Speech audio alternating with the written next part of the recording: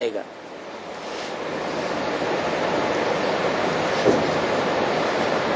ये संसार भी विषय वैतरणी नदी है, विषय सागर है। इस विषय सागर में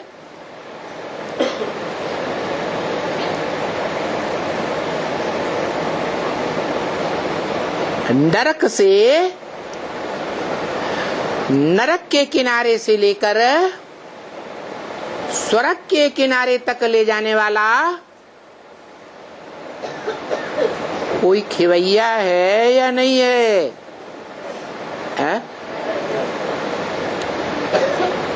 वो खिवैया निराकार है या साकार है?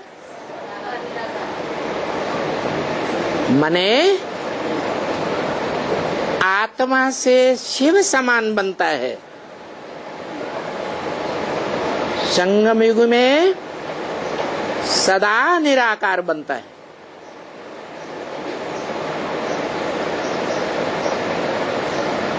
चैतन्य मनुष्य आत्माएं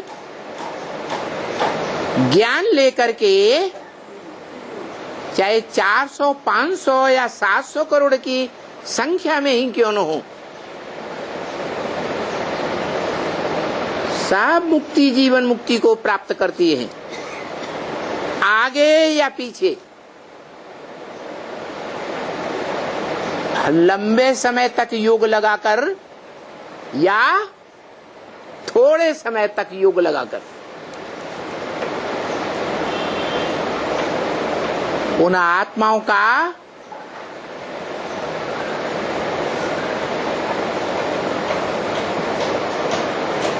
जो ज्ञान लेने का टाइम है वो ज्यादा से ज्यादा कितना बताया है?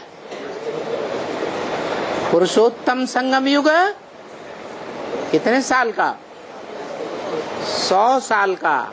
और संगम युग वो भी 100 साल का। तो चैतन्य आत्माओं की दृष्टि से 100 साल का संगम है ज्यादा में ज्यादा। लेकिन चैतन्य आत्माएं जड़ शरीर को छोड़ करके जब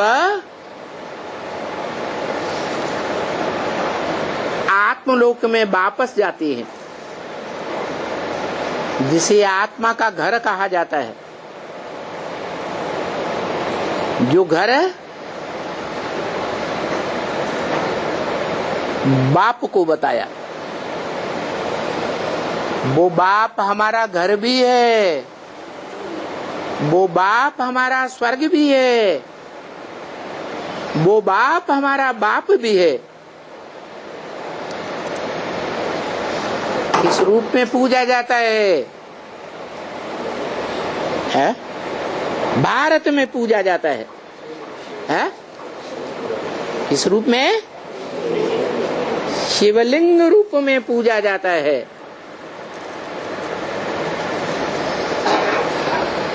वो 3 मूर्तियों का संघात रूप बीज है, सारी सृष्टि का बीज। कौन कौन सी 3 मूर्तियां? जिनके लिए बोल दिया यथार्थ चित्र बनाओ त्रिमूर्ति का। कौन सी 3 मूर्तियां है? हाँ, वो कौन? ब्रह्मा तो गया है,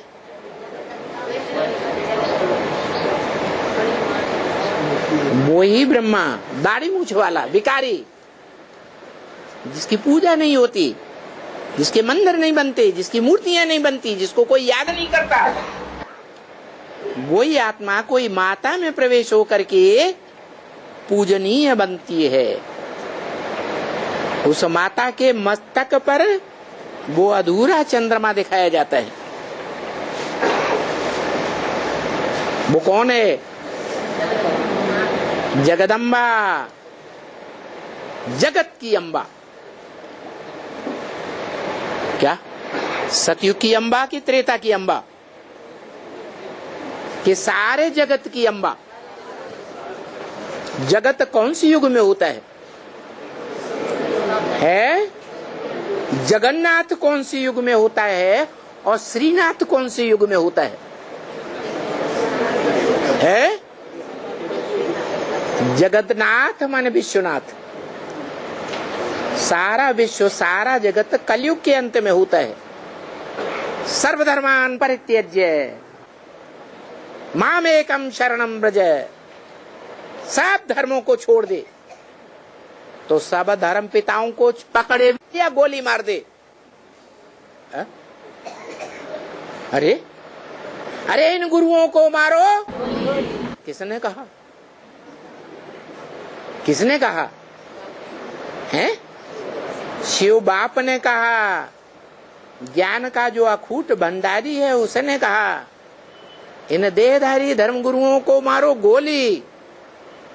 किसको अपनाओ? है जिसका परिचय ब्रह्मा मुख की वाणी में शिव बाप ने दिया है कि बच्चे टिक टिक बहुत करते रहते हैं, त्रिमूर्ति में बाप का परिचय देते ही नहीं। कौन हुआ त्रिमूर्ति में बाप? ऊंचे ते ऊंचा।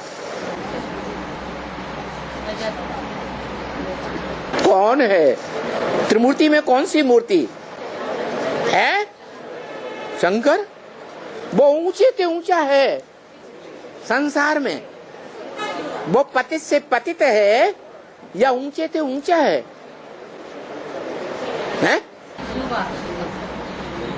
अरे पतितम कामी कांटा है या ऊंचे ते ऊंचा है?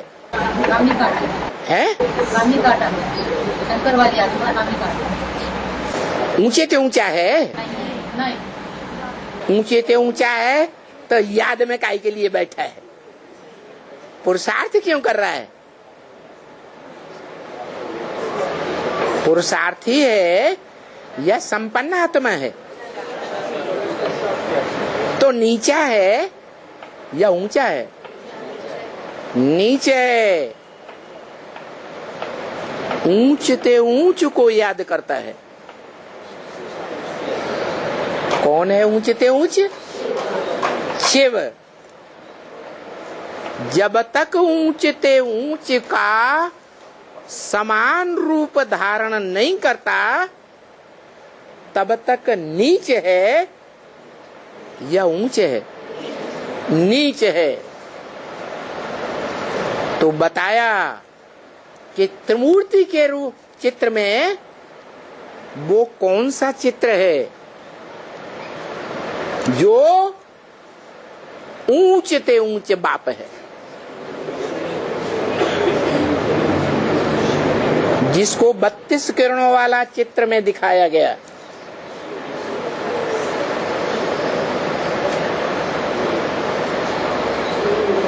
बत्तीस गुण दिखाए गए। गुण साकार में होते हैं या निराकार में होते हैं? ये 32 गुण साकार के हैं या सिर्फ ज्योति बिंदु के हैं? वो कौन है साकार सो निराकार?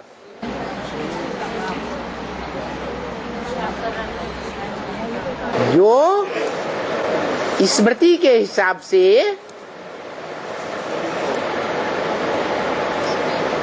निराकारी स्टेज धारण कर लेता है। निरंतर निराकार। जब तक संगम युग रहेगा तब तक कैसी स्टेज रहेगी? निरंतर निराकारी स्टेज। फिर त्रिमूर्ति सेवा कैसे? उसकी यादगार में त्रिमूर्ति हाउस कैसे बन गया? एक हाउस या 3 हाउस है? एक हाउस, हाउस माने घर, कौन सा घर? शरीर रूपी घर, जिसकी यादगार में बना है दिल्ली में त्रिमूर्ति हाउस। त्रिमूर्ति रोड भी बनाते हैं। 3 रास्ते जहां आकर के मिलते हैं उसको क्या कहते हैं? त्रिमूर्ति रोड। तो 3 आत्माओं के स्वभाव संस्कार मिलकर के एक के समान हो जाते हैं। कौन कौन 3 आत्माएं?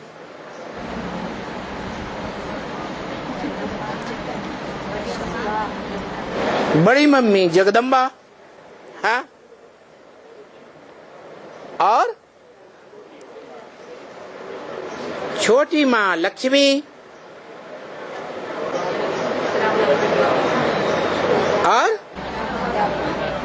और रामबली आत्मा। प्रूफ चाहिए।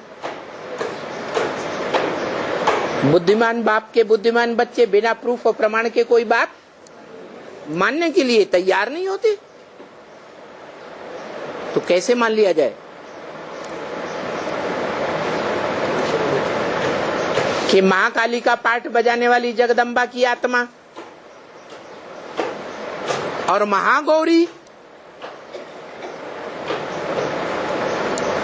का पाठ बजाने वाली पार्वती की आत्मा, जो सारी दुनिया को पार लगाने के निमित्त बनती है,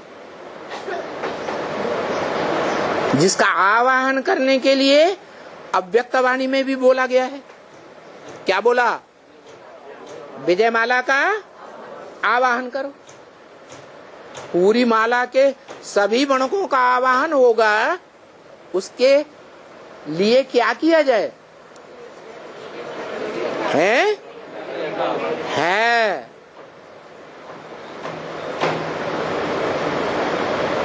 वो मीठा मीठा बोल बोलने वाली, जो कोयल का पार्ट बजाने वाली,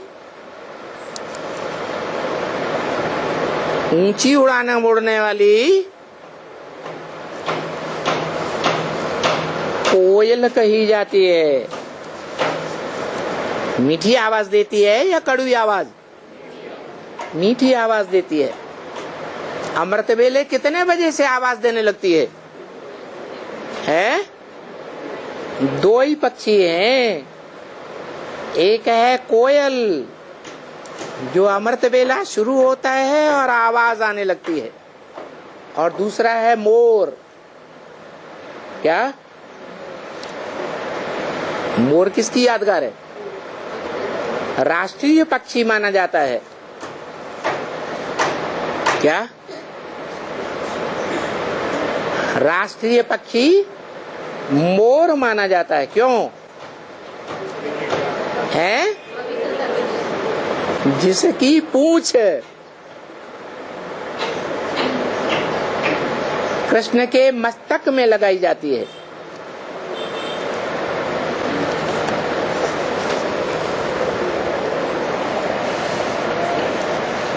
क्यों लगाई जाती है? उसकी जो पूंछ है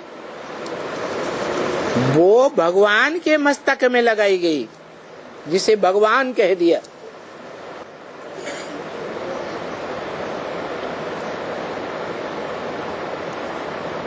सर माथे पर धारण की गई।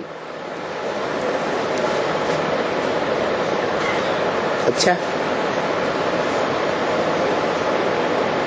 चंद्रमा को कहाँ धारण करते हैं? मस्तक पर धारण करते। वो चंद्रमा वाली पार्ट बजाने वाली आत्मा संगम युग में साकार शरीर से विकारी इंद्रियों का पार्ट बजाती है या नहीं बजाती?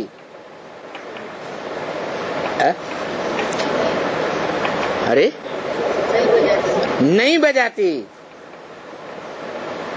और मोर ही दुनिया में एक ऐसा पक्षी है जो विकारी इंद्रियों से संतान पैदा नहीं करता। मोर जब डांस करता है, क्या मुरली बजाता है, तो मोरनी उसका आंसू पीती है। डांस कौन करता है? मोर। जो बाबा कहते हैं भगवान को जितना रुलाया है उतना और किसी को रुलाया नहीं है, तो आंसू तो निकलता होगा, है? नहीं निकलता होगा। हाँ, ये अंतर है। जो अव्यक्तवाणी में बोला कि माताएं बाहर के आंसुओं से रोती हैं और पुरुष अंदर के आंसुओं से रोता है। तो जो मोरनी है वो क्या करती है? उसका आंसू पी लेती है और उसी से उसका गर्भ रह जाता है।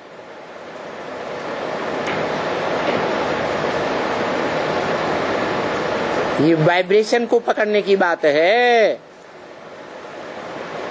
जैसे भूत प्रेत आत्माएं होती हैं ना,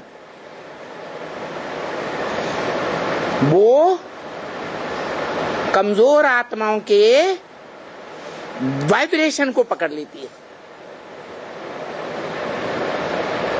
जो कमजोर आत्माएं होती हैं वो ज्यादा दुख अनुभव करती हैं या पावरफुल आत्माएं दुख का ज्यादा अनुभव करती हैं?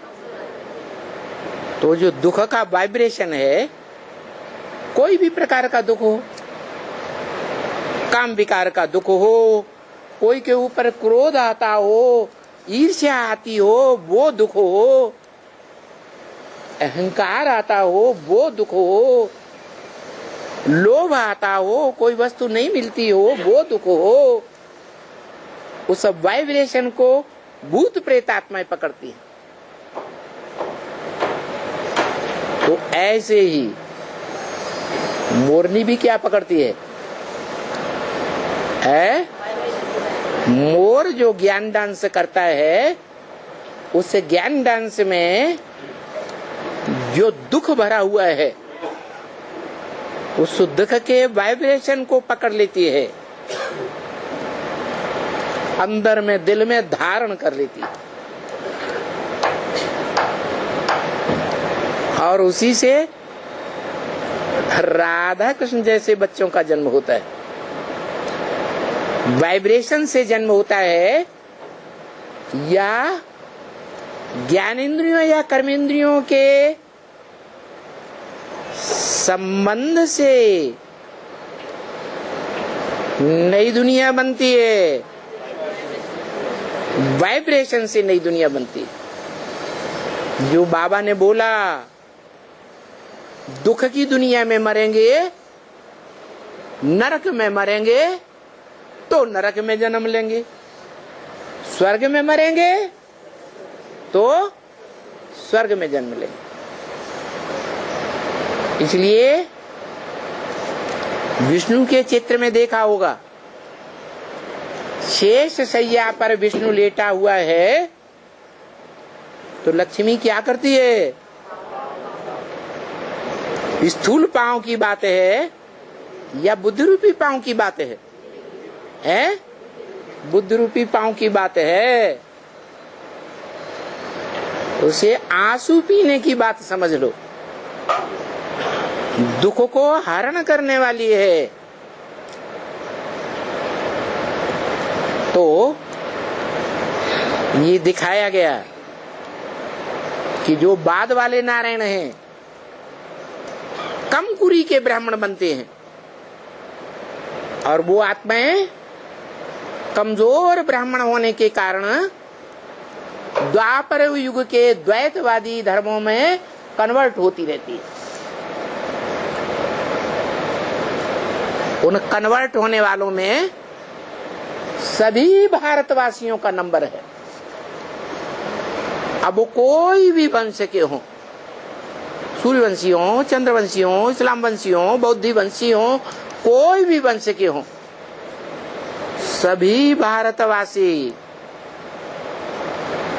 कन्वर्ट जरूर होते हैं। क्यों? ये बात दूसरी है कि कोई ऐसी सशक्त आत्माएं हैं जैसे सिद्धार्थ का बाप और उसका ग्रैंडफादर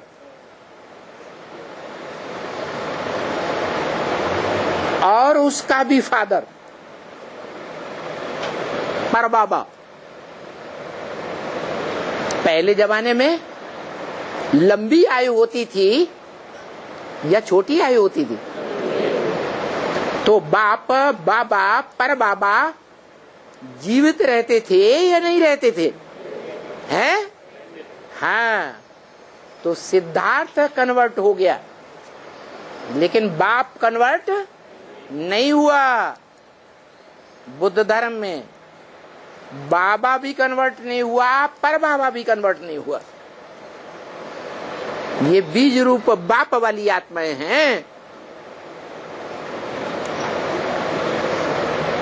उस जन्म में तो कन्वर्ट नहीं होती,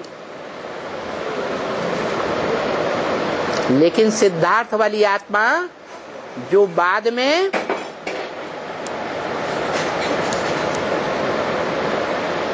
माता पिता के द्वारा देश निकाला पाए जाने के बाद चीन जापान में जाकर के बड़ी ख्याति प्राप्त करती है। ऐसी ऐसी सशक्त आत्माएं हुई हैं बौद्ध धर्म में, जो एक एक भाषण से 60-60, 70-70 हजार लोगों को एक साथ कन्वर्ट कर देती थी। दुनिया में नाम रोशन हो गया महात्मा बुद्ध का। तो बाप के ऊपर, बाबा के ऊपर, परबाबा के ऊपर प्रभाव नहीं पड़ेगा, है? उनके अंदर ये बात आएगी या नहीं आएगी कि मेरे खून ने इतना कमाल करके दिखाया दुनिया में? तो दिल खींचेगा या नहीं खींचेगा? है?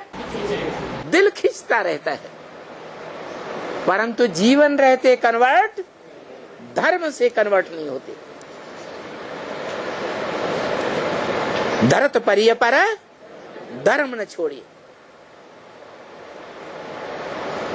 जो दिल कन्वर्ट होता रहता है, दिल बच्चे की तरफ भागता रहता है, उसकी खूबी देख करके, उसकी शोहरत जान करके, तो वही चीज, वही खिंचाव अगले जन्मों में जाकर के बौद्ध धर्म में जन्म लेता है। वो चाहे बाप की आत्मा हो, बाबा की हो या परबाबा की हो, लेकिन जीवन रहते रहते कन्वर्ट नहीं होती। ऐसी थोड़ी आत्माएं हैं बीज रूप बाप समान, लेकिन उन आत्माओं की संख्या बहुत ज्यादा है जो जीवन रहते रहते ही दूसरे धर्मों के प्रभाव में आ जाती है। भारतवासी आत्माएं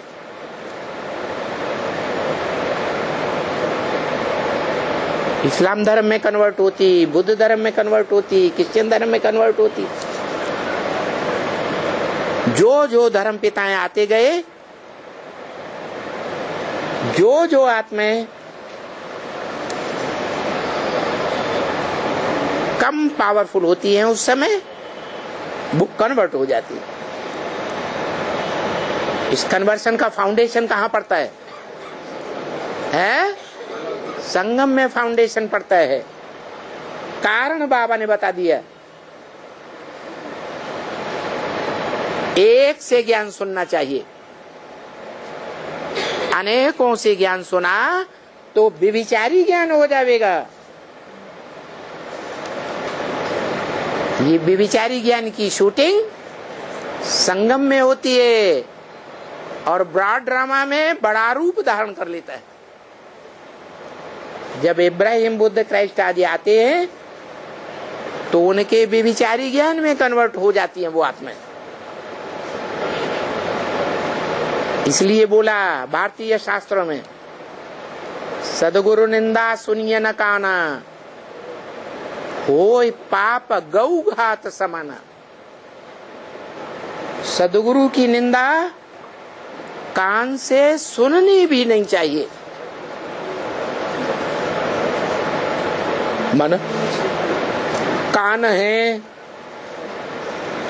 कोई सुना रहा है दूसरे को तो कान सुनेगा कि नहीं सुनेगा?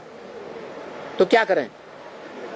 है एक कान से सुने, दूसरे कान से निकाल दें, प्रभावित न हो जाएं। अगर प्रभावित हो गए तो प्रजा बन जाएगी। दूसरे का ज्ञान सुन करके प्रभावित हुए तो कन्वर्ट हो गए। इसलिए बोला अगर दूसरे का ज्ञान सुना तो जैसे मुसलमान गौओं की हत्या करते हैं भारत में, अभी भी दूसरे धर्म वाले भारत की लाखों लाख गौएं काटी जाती है कत्ल खाने में। कितनी गौ हत्या हो रही है, वो तो जानवर गौओं की हत्या है। वो तो भक्त लोगों की बात है। जानवर गौओं की सुरक्षा करो, लेकिन वास्तव में भगवान ने कौन से गौओं की पालना की थी? ह्यूमन गौओं की पालना की थी। वो खास भारत की गौएं हैं। जो भारत की गौएं कन्याएं माताएं, उनके माता पिता जीवन में जिस खूंटे से बांध देते हैं, सारा जीवन उसी खूंटे से बंद कर रहती हैं। कभी डाइवोर्स नहीं देती। जैसे ब्रह्मा ने सहन किया, उस बड़े से बड़ी माता का अनुसरण करती है। भगवान ने जो परंपरा चलाई, उसी परंपरा का निर्वहन करती है। बच्चे परिवार में चाहे कितने भी दुखदाई बन जाएं, लेकिन माता उन बच्चों को, पति को सहन करती है या डाइवोर्स देके भाग जाती है। भारत की माताओं की ये खासियत है। ये हैं असली गौएं। पवित्रता को धारण करने वाली हैं। क्या? पवित्रता को धारण करने वाली कैसी? उनको सती कहा जाता है। एक पति परमेश्वर मान लिया जीवन में, तो उसके अंदर से जो सत्य निकलता है, वीर्य, उसी सत्य को जीवन में धारण करेंगी। कोई दूसरे का सत्य धारण करने वाली नहीं बन सकती। उनको कहा जाता है सती। इतनी शक्ति होती है सती में। जैसे वृंदा, जालंधर राक्षस की पत्नी, जब तक वृंदा जालंधर के पक्ष में रही, तब तक भगवान कहा जाने वाला भी जालंधर का बाल बांका नहीं कर सका।